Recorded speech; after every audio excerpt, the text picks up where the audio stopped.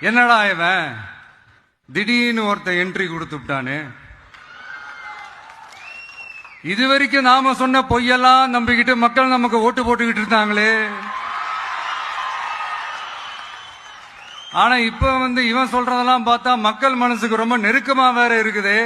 அதுவே நமக்கு ஒரு பெரிய நெருக்கடியாகவும் இருக்குது. இவனை என்ன பண்ணலாம், என்ன செய்யலாம், எப்படி இவனை இது பண்ணலாம், க்ளோஸ் பண்ணலாம், எப்படி இவனை க்ளோஸ் பண்ணலாம், ஒரு கன்ஃபியூஷன் ஒன்று வரும். அந்த கன்ஃபியூஷன்ல கத்துறதா கதறதா என்ன பண்றதுன்னு தெரியாம வர்றவன் போறவன்லாம் கட்சி ஆரம்பிக்கிறான்னு சொல்லி இப்படி ஏதாவது பேச ஆரம்பிப்பாங்க. இப்ப நம்ம ஆட்சியில் இருக்கிறவங்க நமக்கு எதிராக பேசுறாங்க இல்லையா, அந்த மாதிரி.